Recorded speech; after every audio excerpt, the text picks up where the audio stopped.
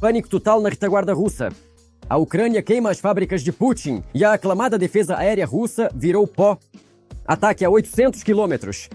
Drones ucranianos chegaram a Cherepovets e destruíram uma fábrica química de amônia. Fumaça preta no céu e um medo visceral na terra. Além disso, o Kremlin ficou sem proteção. O SBU destruiu os Pantsirs russos.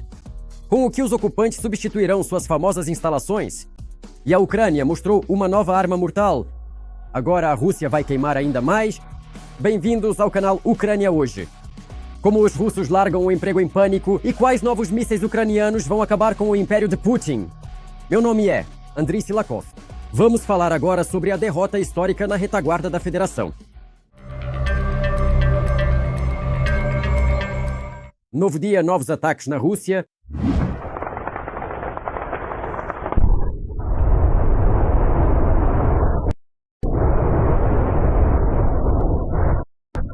É isso aí, pessoal, e é só o começo. Mais um golpe devastador atingiu o ponto mais sensível do agressor. A região de Volgogrado. Drones do bem percorreram 800 quilômetros da fronteira e atacaram a gigante fábrica química da Fossagro em Cherepovets. Para Moscou e os funcionários da empresa foi um choque absoluto. Gritos e um certo pânico. Estranho.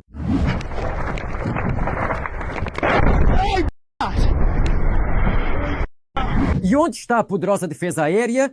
Pois essa região era considerada uma retaguarda segura onde a guerra, segundo eles, nunca chegaria. Será que os russos destemidos começaram a ter medo? Estão até pedindo demissão, não conseguem se acostumar. Que se dane esse trabalho. Anastasia Vladimirovna, tô dando fora daqui, porra. Não derrubaram dois na fábrica, não acertaram a amônia.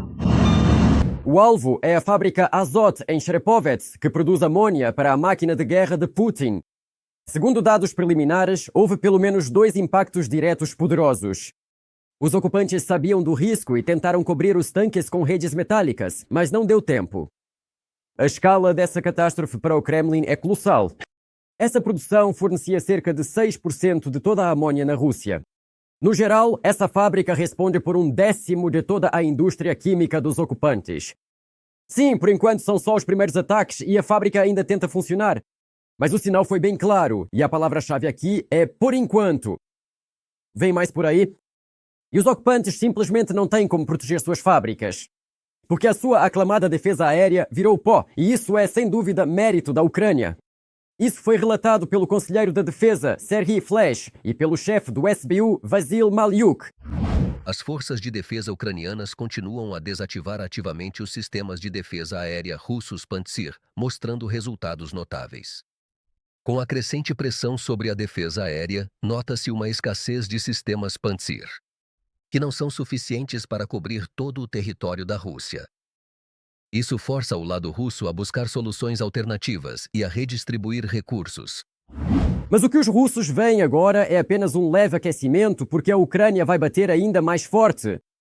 Nossa indústria de defesa está atingindo um nível de potência totalmente novo. Já foram divulgadas na rede imagens do mais recente desenvolvimento ucraniano, o letal míssil drone chamado Areion. A Ucrânia vai bombardear a Federação Russa, ainda mais forte. As imagens mostram o novo míssil drone ucraniano Areion, desenvolvido com base no Palianitsia. O Areion é entregue num contentor para lançamento a partir da unidade do sistema Neptuno. No entanto, ele também pode ser transportado e lançado a partir de um reboque. A ogiva tem até 120 quilos. O alcance de voo é de até 600 quilômetros. E este salto tecnológico foi confirmado oficialmente pelo presidente Volodymyr Zelensky no seu poderoso discurso. Assim é a força, temperada pelo combate, pela dor, pelo fogo. Assim é a proteção, a busca pela liberdade e pela justiça. Assim são a qualidade e a precisão, a perfeição e o longo alcance. Debruçados sobre projetos e cálculos para que a vingança ucraniana fosse entregue ao destinatário com precisão de centímetros. Heróis invisíveis da nossa defesa. Mas vemos os resultados do seu trabalho diariamente e o mal sente-os todos os dias. Estes são os nossos armeiros ucranianos. Todos os trabalhadores do complexo industrial de defesa da Ucrânia. Mas o maior choque para os russos foi a demonstração do nosso novo arsenal antiaéreo.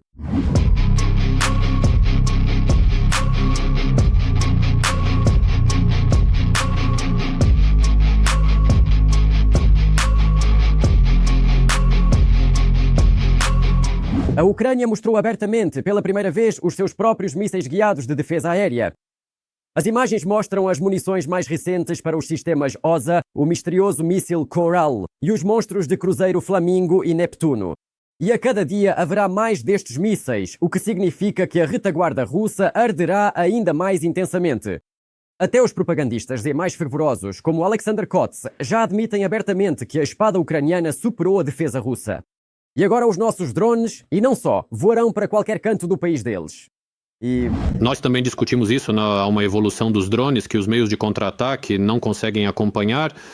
A espada ao escudo, e a espada agora está muito à frente do escudo e infelizmente nada foi inventado ainda. Vejam só, a frente está longe, mas ultimamente os drones inimigos chegam onde as pessoas circulam, inclusive civis. Enquanto toda a Rússia arde sem proteção, o ditador mobiliza o que resta da defesa aérea para o seu bunker pessoal. Escondendo-se dos drones da Ucrânia em Valdai, Putin construiu ao seu redor nada menos que 27 torres de mísseis. Como esse medo visceral afetou a mobilização e por que o Kremlin, em pânico, começou a bloquear a internet, veja agora mesmo. O ritmo de recrutamento de soldados contratados na Rússia caiu para o nível mais baixo em 2 anos, afirma o The Moscow Times. A tática de Moscou consiste em enviar para a guerra contra a Ucrânia russos de baixa renda vindos de regiões pobres. E antes isso fornecia regularmente carne de canhão para o comando russo.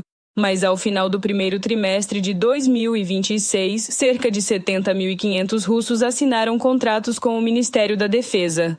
E este é o índice mais baixo desde o início de 2024. Já faz alguns meses que as Forças Armadas da Ucrânia eliminam o contingente inimigo, mais rápido do que Moscou consegue repor. A Federação Russa pode colocar em serviço, em média, de 25 a 35 ou 38 mil por mês, dependendo de quão intensamente eles subornam sua população para a guerra contra a Ucrânia. No mês de março, nós eliminamos 35 mil confirmados. O que significa confirmados? Isso é cada ocupante russo que estava no campo de batalha, há confirmação em vídeo ou outra fonte garantida que prova que esse ocupante foi para o inferno para sempre. Para o inferno. Em vez de pagar um empréstimo ou quitar a hipoteca, os militares deixam a maior parte do dinheiro no próprio fronte, escreve a publicação Medusa. Os militares russos preferem dar subornos aos comandantes para não serem enviados para o ataque. Para não ir a uma missão de combate, você paga $500.000 rublos e fica na retaguarda. Trabalha no refeitório, na sauna, na construção. Há muito trabalho e a falta de pessoal é catastrófica. Pagam aqueles que têm dinheiro e que querem muito viver. Você não paga uma vez só, mas por cada missão de combate. Lá a rotatividade de pessoal é enorme, gigantesca, e todos extorquem dinheiro ao máximo e na hora. Samir, militar russo, de uma publicação da publicação Medusa. Um dos fatores fundamentais da vantagem das Forças Armadas da Ucrânia, as forças de sistemas não tripulados. São eles que desferem os ataques mais eficazes contra alvos inimigos. Os drones operam não apenas no fronte, mas também na retaguarda profunda da Rússia. Em média, por dia, as unidades de sistemas não tripulados realizam mais de 11 mil missões de combate. Já faz 4 meses seguidos desde dezembro de 2025 que nossas unidades de drones eliminam mais pessoal inimigo do que eles conseguem recrutar. Assim, em março, em comparação com fevereiro, o índice de perdas totais de pessoal do inimigo causadas pelas nossas unidades de sistemas não tripulados subiu 29%. Oleksandr Syrski, comandante em chefe das Forças Armadas da Ucrânia, no Telegram. O Kremlin tenta criar condições de informação para retomar a mobilização forçada. Isso é evidenciado pelo bloqueio sistemático da internet e de redes sociais populares. Ao que tudo indica, a próxima mobilização será ainda mais massiva, acredita o presidente da Ucrânia, Volodymyr Zelensky. E agora não serão apenas pessoas do interior da Rússia, mas também das metrópoles que o ditador russo antes tentava evitar. No entanto, as perdas do exército russo preocupam o Kremlin muito menos do que a segurança pessoal do ditador. enquanto os propagandistas questionam onde está a defesa aérea que deveria proteger objetos estratégicos. Em Valdai, na região de Novgorod, cerca de 30 sistemas de defesa aérea já foram instalados ao redor da residência de Putin, escreve o The Moscow Times. Em março, 7 novas torres foram instaladas lá para abrigar sistemas Pantsir. Seguindo o modelo da defesa aérea de Moscou, em Valdai, eles estão dispostos em 2 anéis de menor e maior diâmetro. Bem, e ao redor de Moscou também há um anel bastante denso desses sistemas. Defesa aérea e a direita é bem esburacada, pelo que entendemos, devido a algumas incursões periódicas no território da região de Moscou, de drones. E ao redor do Kremlin eles também existem. Então, o que há de surpreendente nisso? Há uma guerra em curso. E claro, no sistema que opera na Rússia, tudo está absolutamente correto e certo, como formulou. O presidente da Duma, Volodin, quando disse que existe a Rússia e existe Putin, então se há Putin, há Rússia, se não há Putin, não há Rússia. Nesta máxima, na verdade, vivem as elites russas e o principal membro da elite russa, Vladimir Putin. Antes de tudo, é necessário garantir a segurança de si mesmo. Querido, e todo o resto vem depois. A tentativa de expulsar o exército ucraniano das regiões de Donetsk e Luhansk custará à Rússia centenas de milhares de vidas. O país agressor perderá de 300 mil a 1 milhão de soldados, declarou o presidente Volodymyr Zelensky. A mobilização em massa que pode ser necessária para repor tais perdas criará inevitavelmente tensão no país. Por isso, o Kremlin faz de tudo para alcançar seus objetivos nas negociações, pois alcançá-los no campo de batalha em 12 anos não foi possível. Karina Lalayan. Enquanto isso, mísseis ucranianos destroem a retaguarda da Rússia. 355 ataques atingiram bases militares e fábricas da Federação. Como esses ataques acabam com a economia de Putin e se haverá uma revolta popular? Veja na reportagem. O Kremlin continua a travar uma guerra de exaustão tanto no fronte quanto dentro da própria Rússia. Os ataques diários dos militares ucranianos à infraestrutura da Federação Russa são um enorme problema para o Kremlin, disse o chefe da inteligência da Ucrânia, Kirilo Budanov. E embora a Rússia não mencione isso publicamente, as autoridades enfrentam problemas sistêmicos. Grandes perdas, ataques à retaguarda e uma pressão crescente sobre a sociedade. Não, eles não se queixam. Eles simplesmente não farão isso. Afinal, isso significaria admitir a própria fraqueza. Mas isso tem um impacto. E em seus relatórios eles apontam isso constantemente. É um problema. Exatamente como os ataques deles contra nós. Isso também é um problema. Kirilo Budanov, chefe do gabinete do presidente da Ucrânia, em entrevista à Ukrinform. Ao ocultar os problemas, o Kremlin teme mostrar fraqueza, pois isso poderia aumentar a pressão da Europa e dos países parceiros durante as negociações de paz. Enquanto Putin tenta criar uma imagem de operações militares bem-sucedidas, as unidades ucranianas de sistemas não tripulados já destroem há 4 meses seguidos mais efetivos russos do que eles conseguem mobilizar. Como afirma o comandante em chefe das Forças Armadas da Ucrânia, Oleksandr Syrskyi, em apenas um dia, as unidades ucranianas de sistemas de drones realizam mais de 11 mil missões de combate. Syrskyi destacou separadamente a eficácia dos meios ucranianos. O Middle Strike, relatando quase 350 ataques desse tipo a uma profundidade de até 120 quilômetros. Entre os alvos estão depósitos, centros logísticos, instalações dos setores petrolífero e energético, além de postos de comando do exército russo. Com base nos resultados da reunião, defini as tarefas para o desenvolvimento dos nossos sistemas não tripulados. Continuamos a desferir golpes devastadores contra o inimigo e, ao mesmo tempo, a salvar as vidas dos soldados ucranianos. Oleksandr Syrskyi, comandante em chefe das Forças Armadas da Ucrânia, no Telegram. Paralelamente, Moscou tenta encontrar uma saída diplomática para a guerra, preservando as aparências. O presidente da Ucrânia, Volodymyr Zelensky, afirma: o Kremlin percebe que a ocupação total da Ucrânia é impossível devido à falta de militares russos treinados e às perdas colossais. Segundo estimativas de Kiev, só para capturar o Donbas, a Rússia teria que sacrificar centenas de milhares de pessoas. Acredito que Putin entende que não pode ocupar totalmente a Ucrânia. Ele tem perdas enormes e não possui pessoas suficientemente bem treinadas no campo de batalha. Ele está tentando encontrar uma saída para a situação que pareça uma vitória. É por isso que ele tenta nos expulsar do Donbas por meios diplomáticos, através do diálogo com os Estados Unidos. Volodymyr Zelensky, presidente da Ucrânia, de uma entrevista para o podcast The Rest is Politics. Como observam os especialistas, para o Kremlin esta guerra já não é apenas um instrumento político, mas uma questão de sobrevivência do próprio regime. Nesta situação, qualquer compromisso ou cessação das hostilidades pode tornar-se uma séria ameaça ao poder do ditador russo Vladimir Putin. Não há boas saídas para Putin. Mesmo que digam que se você for comido sempre há uma saída, certo? Ele não tem, porque ele... Como posso explicar? Putin é a guerra. Isso é o Putin. Putin é a guerra. Ou seja, a guerra o consumiu e ele se tornou parte dela. Na esperança de salvar a situação, o Kremlin reforça o controle interno sobre a mídia, as redes sociais e o sentimento público. Mensageiros globais populares estão sendo bloqueados. Em seu lugar, a Federação Russa oferece as chamadas alternativas. Como afirma o presidente da Ucrânia, Volodymyr Zelensky, há a suposição de que o bloqueio das redes sociais é uma preparação para decisões impopulares. Isso pode ser tanto o fim da guerra quanto uma escalada. Nesse caso, uma mobilização aberta aguarda os russos, e levarão pessoas para o fronte não apenas do interior, mas também das grandes cidades. E isso causará um sério descontentamento entre a população. Ou seja, maravilha, o Kremlin percebe o quão fortes são os meios de comunicação de massa, clássicos, e o quão fortes são as mídias sociais. Por isso, tentam controlar o setor que não estava totalmente sob o controle do regime. Por quê?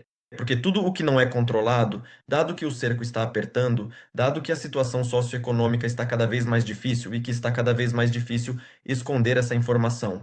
Por quê? Porque se não vai pelos canais oficiais, vai por canais alternativos aos quais os cidadãos têm acesso. Segundo analistas, a Rússia não tem interesse em um fim rápido para a guerra. Pelo contrário, tentará prolongá-la apesar das perdas crescentes e dos riscos internos. Karina Lalayan para o canal Freedom. E a ofensiva russa no fronte também estagnou. Devido às perdas colossais, o exército de Putin quebrou a cara. E o seu avanço simplesmente parou. Que passos loucos o Kremlin, acuado, está dando para tentar tapar os buracos na linha de frente? Veja a seguir. O plano de recrutamento de contratados para a guerra contra a Ucrânia na Rússia está à beira do fracasso. Este ano, o Ministério da Defesa da Federação Russa esperava atrair 409 mil pessoas. Isso é cerca de 35 mil por mês. No entanto, o ritmo real da mobilização russa é significativamente menor. Em vez dos 1.100 a 1.150 contratos esperados por dia, em 3 meses de 2026, o número médio diário de assinaturas de contratos foi de pouco mais de 940. É preciso lembrar que o número de contratos assinados não é igual ao número de pessoas que chegam à unidade. Grosseiramente falando, se a tendência continuar, a Rússia pode ter um déficit de 16%, ou mais de 65 mil pessoas, de um artigo da publicação UDF. Ao mesmo tempo, as perdas do exército russo no fronte continuam altas. Só em março, a Rússia perdeu cerca de 35 mil militares. O ritmo de reposição de pessoal já não cobre o nível de perdas, o que cria uma pressão adicional no sistema de recrutamento. Enquanto isso, as Forças Armadas da Ucrânia estabelecem metas novas e ainda maiores para a eliminação de ocupantes por mês. Mais de 35 mil ocupantes foram retirados do campo de batalha. O que isso significa? Isso significa que as forças de defesa estão ganhando capacidade para cumprir a tarefa que foi definida e foi passada às tropas, especificamente para chegar à marca de 50 mil ocupantes eliminados na linha de frente por mês. Se eliminarmos mais do que eles conseguem recrutar mensalmente e nós eliminamos mais como consequência os planos e as ações deles, tornam-se impossíveis de serem realizados, porque não há ninguém para avançar ativamente. Devido à falta de pessoal, o Kremlin é forçado a usar o chamado contingente especial, ou seja, condenados, investigados ou réus. Assim, a Rússia aplica ativamente as emendas de 2024 ao Código Penal, que permitem a liberdade condicional ou total de acusados e condenados que assinaram contrato com a defesa, foram condecorados ou dispensados por ferimentos. Pelo menos 263 russos foram condenados a penas suspensas ou libertados de colônias penais por esses motivos. Entre eles, acusados e condenados por tráfico de drogas, agressão, furto, fraude, roubo, embriaguez ao volante, corrupção, além de pelo menos um condenado por estupro, 13 acusados de homicídio e 11 de lesão corporal grave seguida de morte. de um artigo da publicação Verstka. Paralelamente, o Kremlin atua cada vez mais por meio das universidades. As universidades russas estão se tornando de fato ferramentas de recrutamento. Segundo o The Moscow Times, as maiores universidades do país devem enviar pelo menos 2% de seus alunos para a guerra.